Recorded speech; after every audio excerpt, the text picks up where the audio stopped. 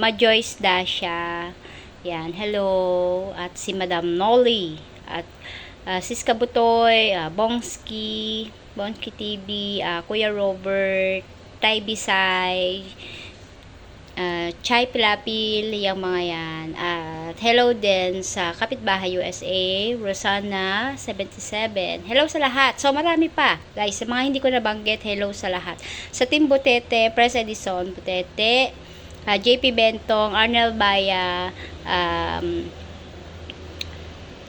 Dabing Nandabao, pakisupport lang po. Sis Majoyski TV, please support. Thank you guys. At sa mga supporters, si Marvin Borac at saka si Rose Red, Sis G Henabon, yung mga yan. Ayan. So guys, okay, medyo na shoutout ko na halos lahat, but not all. Alam ko, hindi lahat-lahat. Diba? At nakalimutan ko rin dyan si Sir Rick TV Official, syempre. Yan. Sir Rick TV Official. Yan. Yung mga yan. Yan kasi yung mga Sis Arsenia, Sis Bisaya ng Australia, MB in Germany, very supportive. Mamita Bads, hello. Yan, yung mga yan. Si Rowena. Yan, mga baguhan si Rowena, si Giselle. Ayan yung mga Rowena, mga baguhan. So guys, let's move on. Let's cook. So ayan na, nakasalang na yung ating kawali. Lagyan na natin ng konting vegetable oil. Yes, yan. Painitin lang natin ng konti ang ating oil.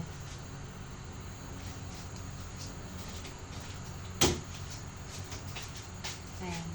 As usual, pag magluluto ako, hindi ako tahimik. Ganito na ako, guys. Ganito na ako talaga. Tok, tok, tok, tok. Vlog, vlog, vlog. O, diba? Ayoko talaga ng tahimik. Gusto ko ini-entertain ko kayo. Diba? Ayaw nyo ba na nai-entertain ko kayo? Alam ko yung isa dyan, nagwawala na. Madaldal daw ako.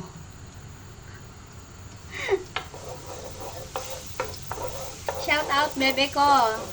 Bebe kong kambeng.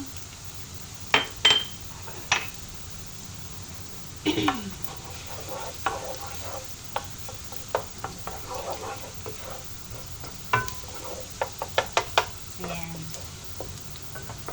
Mabilisan lang to guys. Nasayaw lang ako dun sa manok. Nag-ano kasi ako. Actually, hindi yan nilagang manok ha. Roast chicken yan. Kaya lang, hindi kasi nila kinakain yung breast. So, tinabi ko siya. So, yan na yung, ang kinain nila, inalisan nila ng paa, ng pakpak. Yun ang mga pinagkakain nila. Yung breast, iniwan nila. Inalisan pa nga nila ng dibdib. Buti na lang, hindi ako ang inalisan ng dibdib. At saka wala naman sila aalisin na dibdib. Wala naman akong dibdib.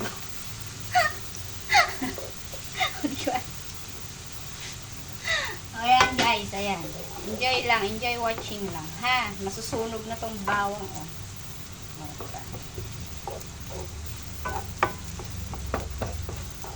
Ayan, palambutin muna natin yung onion o sibuyas. Parang ang arte ng onion. Sibuyas na lang guys. Palambutin natin ang ating sibuyas. Ayan. Ano na to sa Bisaya? Nakalimutan ko na ba? Ayan, medyo malambot na yung ating sibuyas. So, pwede na natin ilagay ang may natira pa. Wala akong ano ba tawag doon guys? At swerte. So, paprika lang ang meron ako. Parang na rin. Bahala na si Batman. Anyway, ako lang din naman kakain yan guys. Nasayang lang talaga ako. So, naisip kong lutuin ng pastil. So, lagay na natin yung manok. Sa English is chicken. Ay, chicken pala. Hindi pala chicken. Chicken! Ayan.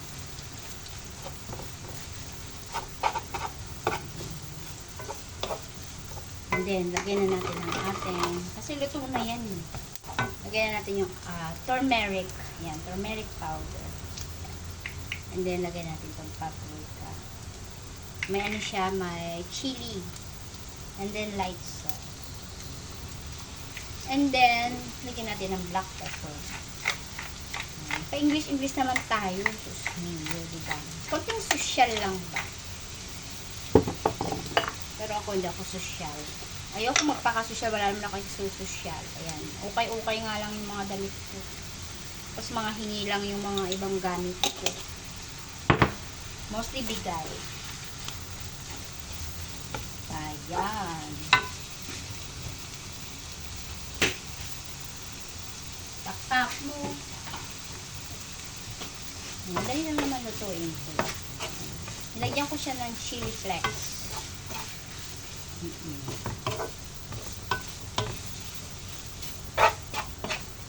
Tapos light sauce.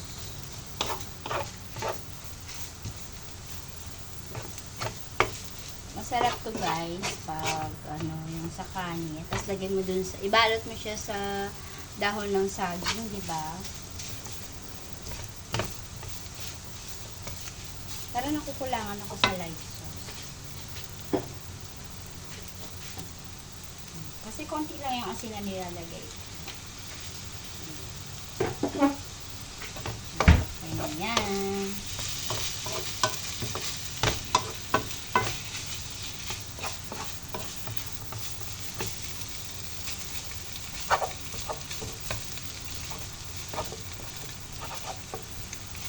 Tapos lagyan ko siya ng konting water hanggang sa medyo matuyo-tuyo siya.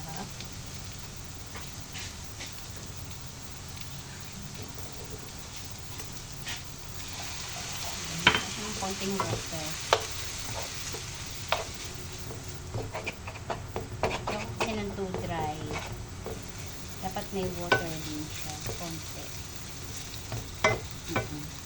Parang hindi nga kasaka. Ang ano lang siya, mga half cup. Tapos patutuyuin natin. Para kahit paano medyo soft. Hindi too dry yung pinakain.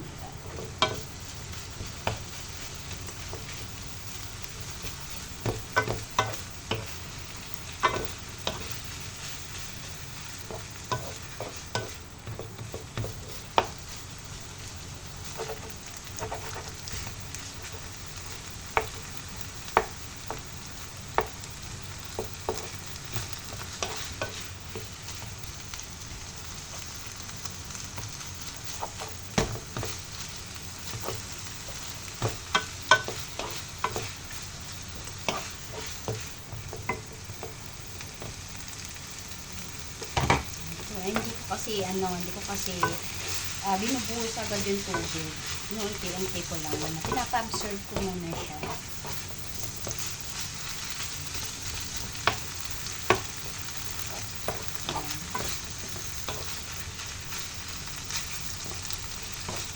First time ko siyang niluto. Yung anak ko, magaling siya magluto nito.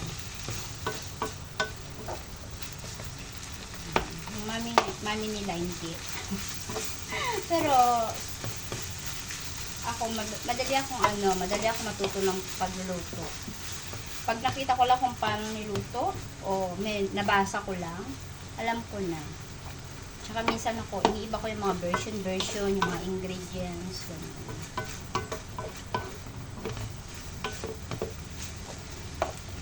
Ganun daw ang willing to learn. Feeling dati hindi naman ako marunong magluto eh.